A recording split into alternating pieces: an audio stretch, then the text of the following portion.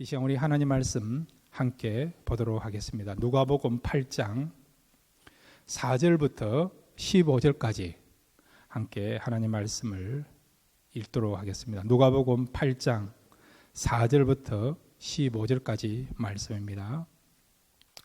각 동네 사람들이 예수께로 나와 큰 무리를 이루니 예수께서 비유로 말씀하시되 씨를 뿌리는 자가 그 씨를 뿌리러 나가서 뿌릴새 들으는 길가에 떨어짐에 밟히며 공중의 새들이 먹어버렸고 들으는 바위 위에 떨어짐에 싹이 났다가 썩기가 없으므로 말랐고 들으는 가시떨기 속에 떨어짐에 가시가 함께 자라서 기운을 막았고 들으는 좋은 땅에 떨어짐에 나서 100배의 결실을 하였느니라.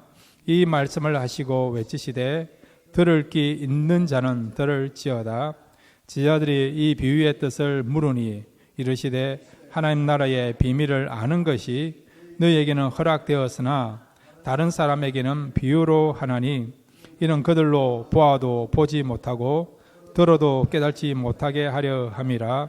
이 비유는 이러하니라. 씨는 하나님의 말씀이요 길가에 있다는 것은 말씀을 들은 자니 이에 마귀가 가서 그들이 믿어 구원을 얻지 못하게 하려고 말씀을 그 마음에서 빼앗는 것이요 바위 위에 있다는 것은 말씀을 들을 때에 기쁨으로 받으나 뿌리가 없어 잠깐 믿다가 시련을 당할 때에 배반하는 자요 가시떨기에 떨어졌다는 것은 말씀을 들은 자이나 지내는 중 이생의 염려와 재물과 향락의 기운이 막혀 온전히 결실하지 못하는 자요 좋은 땅에 있다는 것은 착하고 좋은 마음으로 말씀을 듣고 지키어 인내로 결실하는 자니라. 아멘. 이 시간 말씀을 사모하시면서 말씀이 임함으로 우리 마음의 기쁨이 넘치게 하시고 평강 얻게 하시고 다시 하나님의 사랑으로 충만해져가는 놀라운 그런 능력과 변화가 말씀 가운데 나타날 수 있도록 이 시간 주신 말씀을 사모하시면서 우리 다 같이 주여 한번 부르고요 함께 기도하시겠습니다. 주여 아버지 감사합니다. 성전편에 왔습니다. 말씀 듣기로 합니다. 이 말씀이 생명의 말씀이에요. 은혜의 말씀이에요. 우리의 혼과 영과 골수기에 살아있는 말씀, 생명의 말씀, 권능의 말씀으로 믿습니다.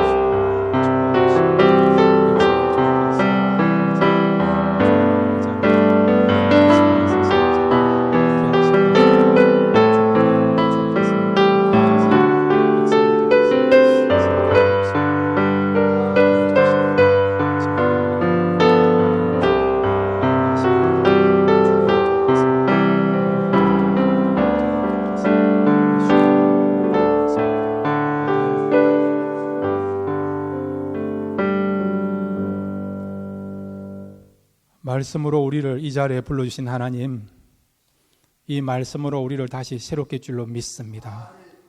다시 말씀을 통해서 빛을 보게 하시고 말씀을 통해서 주님을 만나게 해주시고 말씀 안에서 우리가 매여 있는 모든 부분에 대해서 자유하게 되는 참 기쁨을 맛보는 참 행복을 경험하는 귀한 시간 되게 하여 주시옵소서. 그렇게 하실 줄로 믿습니다. 예수님의 이름으로 기도드렸습니다. 아멘. 오늘 말씀을 통해서 여러분이 참 평안을 얻고 또 말씀의 능력을 체험하는 복된 시간이 될 줄로 믿습니다. 오늘 말씀은 여러분 교회를 다니신 분들은 알고 있는 씨 뿌리는 비유에 대한 말씀이에요. 마태, 마가, 누가, 복음, 공간 복음에 다 공통적으로 나와 있는 중요한 말씀이 바로 씨 뿌리는 비유에 관한 말씀입니다. 그래서 오늘 이 씨 뿌리는 비유를 통해서 하나님이 오늘 이 시대에게 우리에게 주시는 그런 교훈을 함께 생각하겠습니다. 첫 번째로 한번 따라해 주시기 바랍니다. 비밀을 아는 것이 축복이다.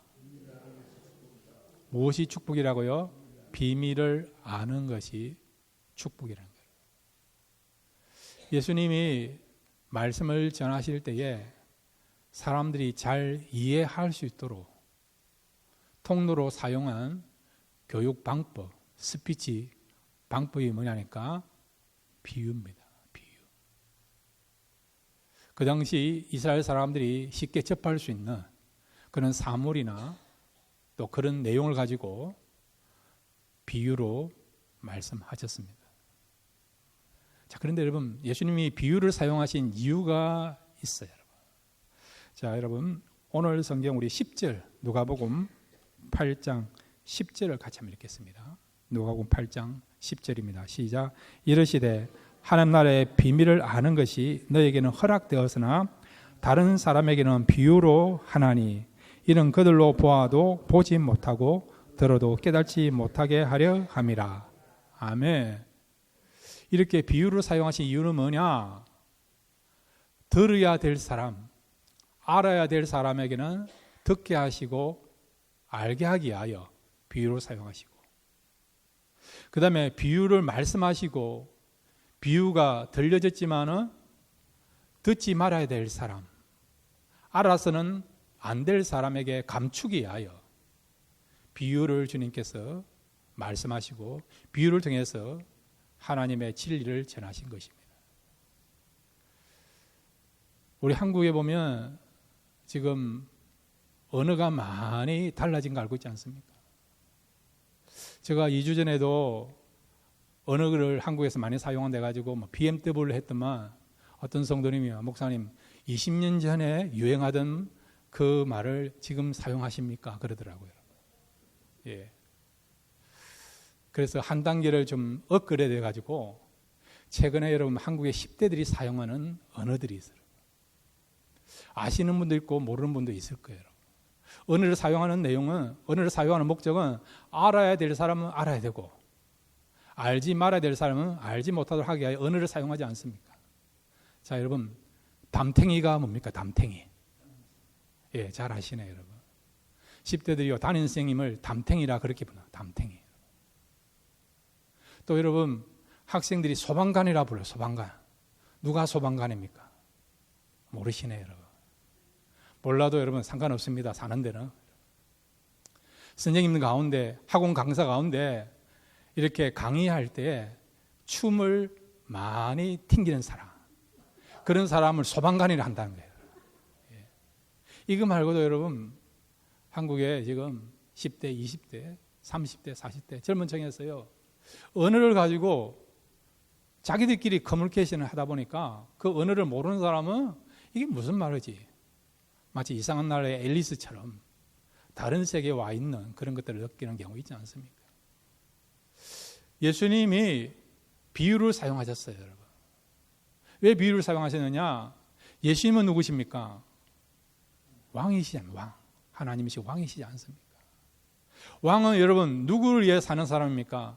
그 백성들을 위해서 사는 사람이 왕 아닙니까? 그러니까 예수님께 속해 있는 바로 하나님 나라의 백성들에게 말씀하시고자, 하나님의 백성들은 그 말씀을 들어야 되기 때문에 그들에게는 이 말씀을 듣고 그 말씀을 붙잡도록 하기 위하여 비유를 사용해 주시고, 그 다음에 하나님 백성이 아닌 사람들에게는 비유를 말씀하시지만은 그것을 이해하지 못하니까, 깨달지 못하니까 말씀을 감추시기 위하여 주님께서 비유를 사용하신 것을 우리가 보게 되는 것입니다. 성경에 보면 비밀이라는 말도 많아요. 비밀이라는 말. 이 비밀도 마찬가지예요. 알아야 될 사람에게는 알게 하기 위하여 비밀로 말씀하시고, 그것이 들려지고 보여지고, 그 다음에 여러분 그것을 접하게 되지만은 그래도 아직은 깨닫지 말아야 될 사람, 알아서는 안 될 사람에게 성경은 우리에게 비밀로 말하고 있다는 것입니다. 자, 여러분, 에베소서 3장 9절 같이 읽겠습니다. 에베소서 3장 9절입니다. 시작. 영원부터 만물을 창조하신 하나님 속에 감추어졌던 비밀의 경륜이 어떤 것을 드러내게 하려 하심이라. 아멘. 비밀의 경륜이라는 것은 비밀에 관한 계획이라는 거예요. 비밀의 실체를 말하는 것이 경륜입니다. 비밀은 여러분 감춰진 거 아닙니까? 그런데 그 비밀을 이제 드러냈다는 거예요. 드러냈다는 것은 이 비밀을 어떻게 해요? 공개하여서 들어야 될 사람은 들어야 되고, 그 다음에 그것을 듣지 말아야 될 사람, 깨닫지 말아야 될 사람은 깨닫지 않도록 하게 하여, 알지 못하도록 하게 하여 비밀을 우리에게 말씀하시고 계신다는 거죠. 자, 그러면 여러분, 우리에게 주어진 비밀이 뭡니까? 또 주님께서 오늘 비유를 말씀하고 계세요. 주님 말씀하셨던 그 비유 가운데 가장 아름다운 비유, 우리에게 전하시기 원하시는 참된 비유의 그 내용은 무엇입니까? 그것은 하나님 나라, 그 다음에 말씀, 구원, 영생, 부활, 이런 것이 비유에 대한 핵심 내용이고, 또 하나님께서 감췄다가 우리에게 보여주기를 원하는 비밀이라고 할 수 있습니다. 교회도 마찬가지죠. 그런데 놀라운 것은 이 비유나 비밀이 알려지고 오픈되었지만은 그것을 이해하고 깨닫고 믿는 사람도 있지만은 이미 이 비유나 비밀이 밝혀지고 알려졌지만은 그것을 믿지 못하는 사람도 있다는 거예요. 여러분, 천국 가보신 분이 계십니까? 아직 없잖아요, 여러분. 그래서 천국이 있는 것을 믿지 않습니까? 여러분 가운데 부활하신 분이 있습니까? 아직 우리가 부활을 경험하지 못했잖아요. 그리고 우리가 죽고 나서 부활 후에 천국에서 영원히 살게 될 것입니다. 이거는 우리가 아직 경험하지 아니한 일이에요. 미래에 될 일입니다. 그럼에도 우리가 부활 후에 영생하게 될 것을 믿지 않습니까? 교회가 영광스러운 그런 공동체인 것을 우리가 믿고 있지 않습니까? 또 하나님이 지금도 살아계시고 주님이 나와 함께 계시는 것을 믿고 있지 않습니까? 예수 믿는 사람들에게는 성령이 임하는 것을 믿고 있지 않습니까? 이 사실을 믿고 붙잡고 있는 사람은 여러분은 비밀을 가진 사람입니다. 아무리 공부를 많이 해도요, 세상 지식이 충만하고 저명인사라 하더라도 이 비밀을 깨닫지 못하는 사람, 믿지 못하는 사람은요, 너무 안타까운 거죠. 왜 비밀을 알지 못하고 믿지 못합니까? 그것은 아직도 주님의 백성이 아니기 때문에 그렇다는 거예요. 그런데 이 자리에 참석하신 분은 이 비밀을 우리가 믿고 있어요. 붙잡고 있습니다. 이 비밀을 우리가 소망하면서 인내하면서 바라보고 있습니다. 그렇게 된 이유는 뭡니까? 주님의 백성이기 때문에. 성령께서 우리가 이 비밀을 알게 하시고 깨닫게 하시고 믿게 하시는 은혜를 베풀어 주시기 때문에 우리가 하나님의 이 비밀을 알게 되고 믿게 되고 붙잡게 되는 것입니다. 사랑하는 성도 여러분, 우리에게 주어진 하나님의 가장 큰 축복인 비밀을 여러분 믿고 있고 붙잡고 있습니까? 그러면 저와 여러분은 주님의 백성된 것을 믿으시기를 바랍니다. 그리고 여러분은 하나님께서 우리에게 주신 큰 축복을 받은 자인 것을 믿으시기를 바랍니다. 그렇지만 아직도 말씀을 들어도 이 비밀의 진리를 읽어도 이해가 안 된다, 깨닫지 못한다, 믿지 못한다, 그런 분들은 실망하지 마시고요, 깨닫게 해달라고 믿게 해달라고 기도하시면 하나님이 원하시면 하나님 때에 지금까지 우리가 이해하지 못했던 거, 깨닫지 못했던 거, 붙잡지 못했던 이 비밀을 깨닫게 되고 붙잡게 되고 그리고 믿게 되는 그런 기회가 주어지게 될 줄로 믿습니다. 한 번 이해 못한다고, 한 번 깨닫지 못한다고, 한 번 믿지 못한다고 포기하지 마시고요, 나하고는 상관이 없는 것이다, 그렇게 생각하지 마시고 하나님 앞에 가는 그날까지 계속해서 우리가 포기하지 않고 기도하면서 인내하면서 사모하는 마음을 가지고 말씀을 들으시고 또 말씀을 붙잡으려고 한다면 언젠가는 하나님이 원하시면 또 성령이 역사하시면 지금까지 이해되지 않았던 말씀을 이해하게 되고 지금까지 깨닫지 못했던 말씀에 대해서 어느 순간에 깨닫게 되고 지금까지 믿지 못했던 그 하나님의 모든 말씀이 믿게 되는 그런 역사가 저와 여러분의 삶 속에 나타나게 될 줄 믿습니다. 비밀을 가진 것을 축복 여기며 살아갈 수 있는 그런 하나님의 사람들 다 되시기를 바랍니다. 두 번째로 여러분, 오늘 이 씨 뿌리는 비유를 통해서 우리에게 주시는 귀한 교훈이 있습니다. 한번 따라해 주시기 바랍니다. 환경을 초월하여 말씀을 받아들여야 한다. 예, 여기서 말씀 받아들이는 것은 그냥 우리가 깨닫는 정도가 아니고요. 말씀과 나의 삶이 일치되는 것입니다. 여기 누가복음 8장 10절에 보시면 깨닫는다는 말이 뭐냐? 두 마음이 한 마음이 되는 거고 두 몸이 한 몸이 되는 것이 깨닫는다는 말이에요. 말씀과 내가 일치되는 그것이 깨닫는다는 거예요. 그것을 지금 말하고 있다는 거죠. 말씀을 받아든다는 말은 그냥 단순하게 지식적으로만 받는 것이 아니라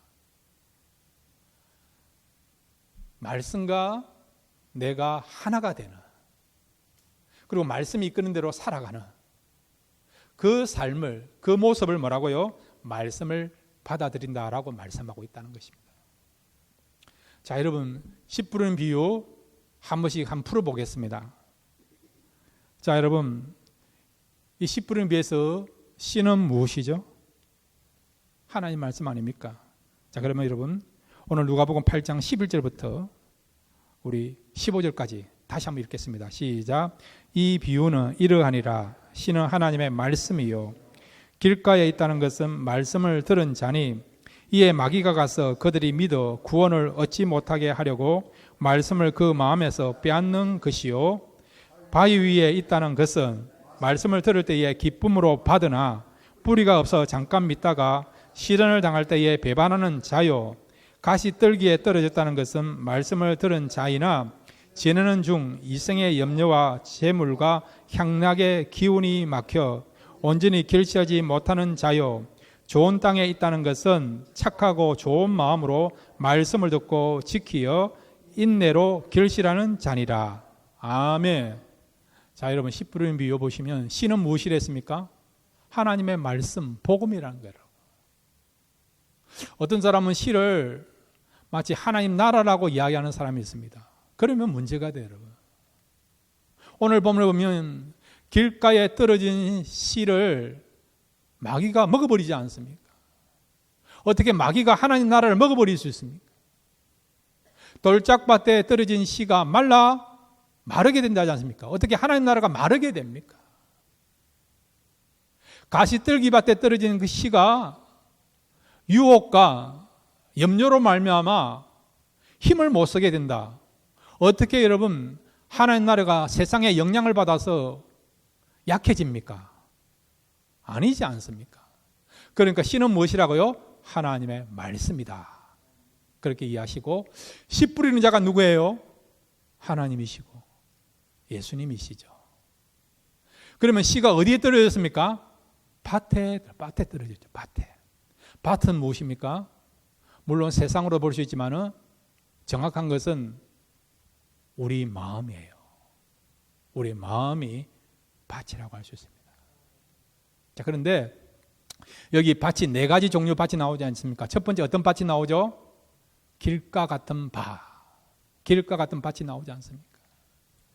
길가 같은 밭은 어떤 특징을 갖고 있습니까? 말씀이 떨어지지만 그 말씀이 자리를 잡지 못하는 거예요, 여러분.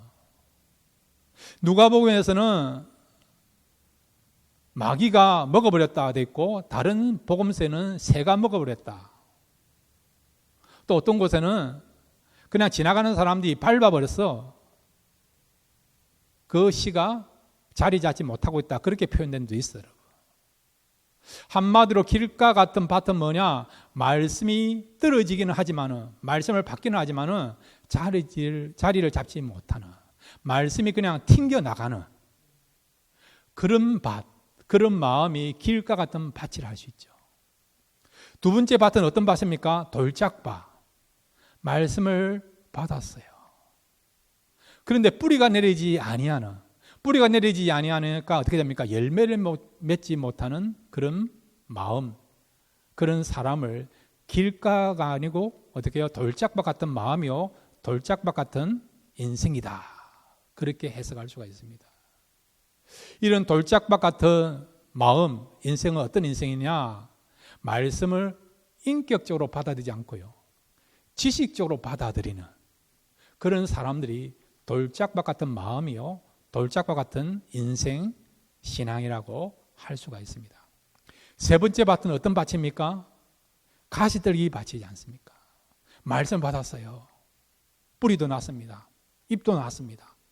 그럼 마지막에 여러분, 뿌리가 내리고 줄기가 나오고 잎이 나오면 잎에서 뭐가 나와야 됩니까? 열매가 맺어지지 않습니까? 열매가.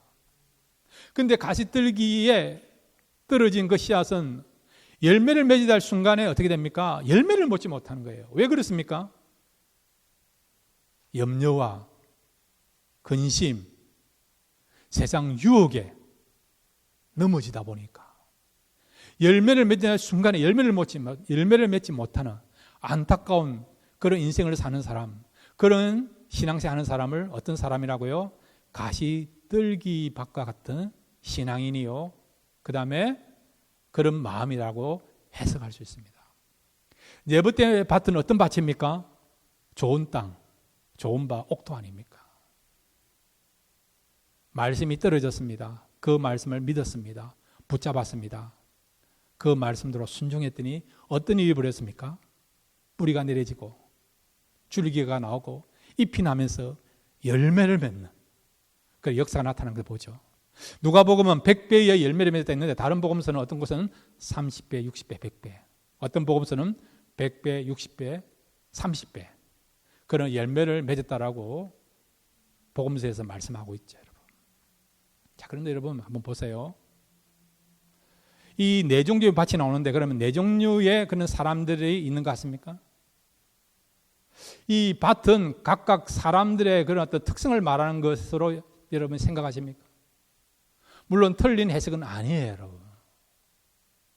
세상에는 많은 사람이지만 네 종류의 사람이 있다. 길가 같은 사람이 있고, 돌짝밭 같은 사람이 있고, 그 다음에 가시떨기 밭 같은 사람이 있고, 옥토 같은 밭이 있다. 옥토 같은 사람이 있다. 그렇게 정의할 수도 있지만은, 그런데 여러분, 그 정의가, 그런 해석이 틀린 것은 아니지만은 더 정확한 해석은 뭐냐니까, 우리의 마음에는 이 네 가지 밭이 다 존재하고 있다는 겁니다, 여러분. 이해가 되시죠? 어떤 때는 내가요, 길가 같은 밭과 같아요. 은혜 받고 성령 충만한데도 어떤 때는 여러분 말씀이 임하지 않고 튕겨나가.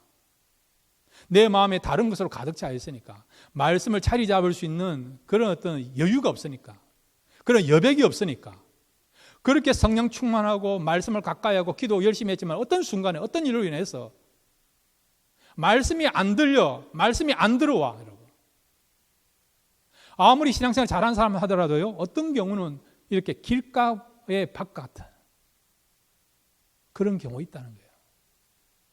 어떤 경우 여러분 돌짝밭 같은, 잠깐 말씀이 나에게 떨어지고 그 다음에 여러분 뿌리가 내리려고 하는데, 그런데 뿌리가 내리지 못하는 그런 경우 있다는 거죠. 말씀을 인격적으로 받아들이지 아니하고 그냥 지식적으로 받아들이는 그런 경우도 있다는 거예요. 그 다음에 여러분 가시떨기 밭도 마찬가지죠. 그렇게 신앙생활 잘하고 열심히 교회를 섬기고 봉사하더라도 유혹이 오면 넘어졌어. 결국 실패하는 경우도 있지 않습니까, 여러분? 성경에 보면 다윗도 그렇고, 여러분. 믿음 생활을 잘했던 사람들도 일순간에 죄로 인하여서, 그 유혹에 의하여서 넘어졌어. 범죄하는 자리에 이르는 사람들 있지 않습니까, 여러분? 우리의 인생이 그렇다는 거죠. 믿음 생활을 그렇게 잘하다가도 한순간에 모든 것이 무너지는 그런 경우가 있다는 것을 또 말씀하고 있는 거죠. 그 다음에 옥토와 같은 밭은 어떻습니까? 아무리 어려움이 있고 시련이 있고 두려움이 있고 염려가 있다 하더라도 그런 환경을 뛰어넘으면서 말씀을 믿고 붙잡고 인내하여 결국 열매 맺는 그런 신앙생활하고 그런 삶을 살아가는 밭이 어떤 밭이라고요? 옥토와 같은 좋은 밭이라고 할 수가 있습니다. 그러므로 여러분, 여러분의 밭이 항상 하나님 앞에 가는 것과 같이 좋은 밭이 되기를 바랍니다. 어려움이 있고 시련이 있고 유혹이 있고 개인적인 사정이 있다 하더라도 그런 상황 환경을 초월해서 우리가 말씀을 잘 붙잡고 그 말씀을 믿고 말씀도 행함으로 말미암아 우리의 삶 속에서 하나님이 원하시고 기뻐하시는 아름다운 열매를 맺어가는 그런 옥토와 같은 밭을 가지고 신앙생활 할 수 있는 저와 여러분 되시기를 바랍니다. 자, 그런데 여러분, 이렇게 옥토 같은 밭이 되면 좋겠는데 어떤 경우는 옥토 같은 밭이 되지만 어떤 경우는 길가와 같은 밭, 어떤 경우는 돌짝밭, 어떤 경우는 가시떨기밭 같은 인생을 사는 경우 있지 않습니까? 그럼 어떻게 됩니까? 어떻게 해야 되죠? 비록 내가 지금 길가와 같은 밭이 그런 상황이 있고 돌짝밭 같은 그런 밭을 가진 그런 삶을 살아간다 하더라도 다시 말씀을 들으셔야 된다는 거예요. 자, 여러분, 씨 뿌리는 비에서 씨를 뿌리는 분이 누굽니까? 하나님 아니에요, 하나님. 자, 여러분, 농부가요 씨를 뿌려요. 한 번 뿌리고 하면 맙니까? 아니면 계속 뿌립니까? 계속 뿌리지 않습니까? 원래 농사가 실패했다 하더라도 내년에 또 뿌리고 내후년에 또 뿌리고 그렇게 하지 않습니까? 하나님은 계속해서 씨를 뿌리세요. 주님은 우리에게 복음의 씨를 뿌리십니다. 그러면 우리에게 어떻게 합니까? 그 씨를 뿌릴 때에 그 말씀을 붙잡고 믿고 말씀을 살아가면 되는 거죠. 한번 우리가 길가 같은 밭을 가지고 있다 하더라도 하나님께서 매 순간마다 말씀을 통해서 씨를 뿌리시니까 그 말씀 붙잡고 우리가 다시 재기하고 일어나서 믿음대로 살아가면 비록 길가 같은 밭이라 하더라도 새로운 마음을 가지고 도전하시면서 말씀 붙잡으면 우리가 얼마든지 옥토 같은 밭이 될 수가 있습니다. 지금은 돌짝밭 같아서 말씀이 들리기는 들리지만 뿌리를 내리지 못하는 그런 밭이라 하더라도 다시 새로운 마음 가지고 말씀을 붙잡고 그 말씀을 살려고 노력하면 언젠가는 여러분의 삶 속에서 옥토에 떨어진 씨앗처럼 옥토와 같은 밭이 되어서 하나님의 기뻐하시는 아름다운 열매를 맺는 그 열매도 100배의 열매를 맺는 그런 옥토와 같은 밭이 될 줄로 믿습니다.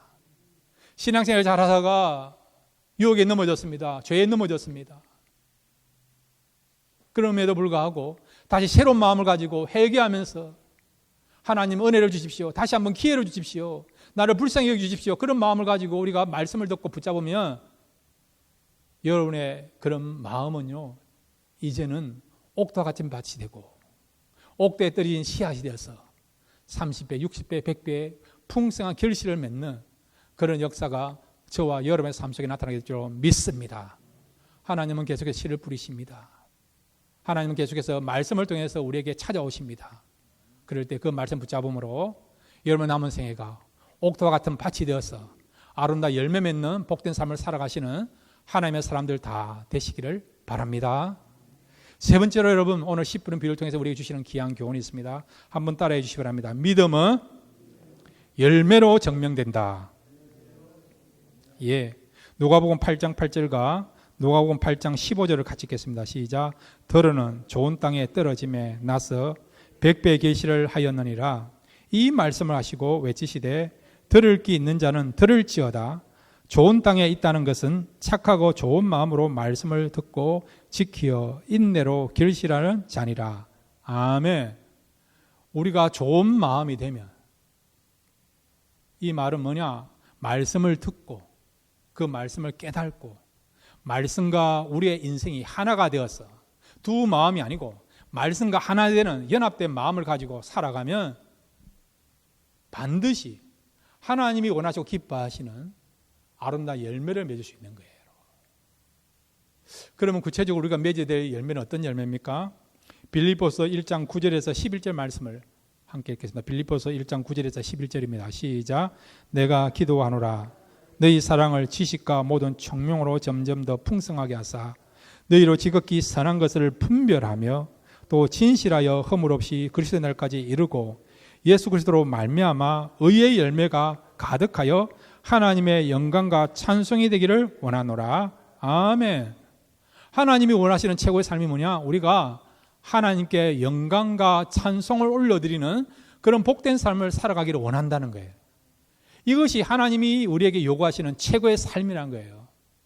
어떻게 하는 것이 하나님께 찬송과 영광을 올려드리는 아름다운 삶, 최고의 삶이 될 수 있습니까? 그것은 예수 그리스도로 말미암아 의의 열매가 가득하여 주님을 통해서 우리가 의의 열매를 많이 맺을 때에 믿음 생활을 통해서 의의 열매가 많이 나타날 때에 하나님께서 그런 삶을 통해서 그런 우리의 모습을 통해서 영광과 찬송을 받으신다는 거예요. 나무는 여러분 열매로 증명하지 않습니까? 하나님도 우리가 열매 맺기를 원하십니다. 의의 열매를 맺기를 원하십니다. 그러므로 남은 생에 하나님이 원하시고 기뻐하시는 의의 열매를 많이 맺으시는 저와 여러분이 되시기를 바랍니다. 그럼 구체적으로 말하는 의의 열매가 뭔가 궁금하지 않습니까, 여러분? 말씀드리겠습니다, 여러분. 자, 여러분, 우리가 몇 주 전에 고구마를 한 박스에 샀지 않습니까? 여러분, 고구마 밭에는 뭐가 납니까? 고구마. 감자란 물이 있는데 아닙니다, 여러분. 생물학적으로 고구마 밭에는 고구마 나죠. 고구마 밭에서 날 수 있는 최고의 열매는 뭡니까? 고구마 아닙니까? 당근밭에 나올 수 있는 최고의 열매는 뭐죠? 당근이에요, 당근. 아무리 포도가 맛있어도 당근밭에는 포도가 나오면 안 되죠. 포도도 마찬가지죠. 포도밭에는 포도가 나와야 되는 거예요. 그럼 여러분, 사람에게 나올 수 있는 최고의 열매는 뭡니까? 우리가 그리스도인이지만은 또 우리는 사람 아닙니까? 사람. 우리에게 나올 수 있는, 우리가 맺을 수 있는, 사람이 맺을 수 있는 최고의 열매는 뭡니까? 예, 사람의 열매가 맺어져야 된다는 거예요. 의의 열매를 여러 가지 해석할 수 있지만은 이것을 여러분 사람으로서 우리가 한번 적용해 보면 사람에게서 맺을 수 있는 최고의 열매는 뭐냐? 사람의 열매예요. 어떤 사람의 열매입니까? 변화되는 사람의 열매란 겁니다. 하나님이 찬송받으시고 영광받으시는 의의 열매는 뭐냐? 저와 여러분이 말씀을 통해서 변화되는 삶입니다. 이것이 하나님의 기뻐하시는 아름다운 열매입니다. 사랑하는 성도 여러분, 날마다 말씀을 들음으로 믿음 생활이 더해짐으로 여러분의 변화되는 그 열매를 맺으시기를 바랍니다. 하나님은 여러분이 변화되기를 원합니다. 주님 앞에 가는 그날까지 더욱더 우리가 풍성하게 아름답게 성숙하게 변화되기를 원합니다. 어떤 분이 신앙생활 20년 하면 이제 이 정도 됐다, 하산하자, 그런 분이 있어요. 아니에요, 여러분. 신앙생활은 중단이 없습니다. 신앙생활은 계속해서 전진하는 것입니다. 하나님 앞에 가는 그날까지 여러분의 열매가 더욱더 풍성해지기를 바랍니다. 어떤 열매입니까? 여러분이 변화되는 그런 열매가 풍성해지기를 바랍니다.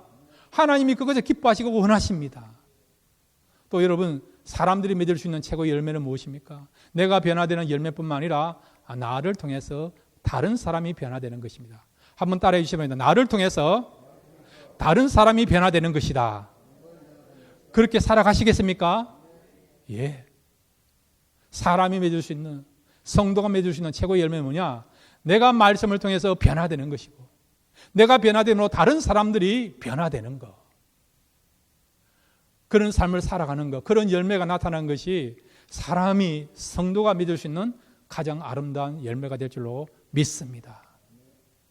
우리 때문에 주변에 있는 사람들이 구원받는 사람으로 바뀌게 되고, 우리 때문에 평소에 용서하지 못한 사람들이 용서하게 되는 변화가 나타나고, 우리 때문에 자기 중심이고 인색했던 사람들이 이제는 다른 사람을 돌아오며 섬기면서 사랑을 베푸는 사람으로 변화되고, 세상을 너무 좋아했던 사람들이 우리 때문에 영의 세계가 더 소중하고 하나님을 사랑하며 예배하는 자리로 나오는 이런 변화의 열매들이 저와 여러분들에게 나타나기를 바랍니다.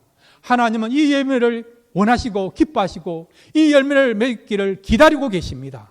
그러므로 여러분, 오늘 이 시대에 우리가 믿음을 통해서, 말씀을 들음을 통해서, 예배를 드림을 통해서, 신앙의 성장함을 통해서 내가 변화되고 하나님께서 기뻐 받으시는, 원하시는, 나를 통해서 다른 사람이 변화되는 그런 아름다운 열매를 맺으시는 저와 여러분 되시기를 주님의 이름으로 축원드립니다.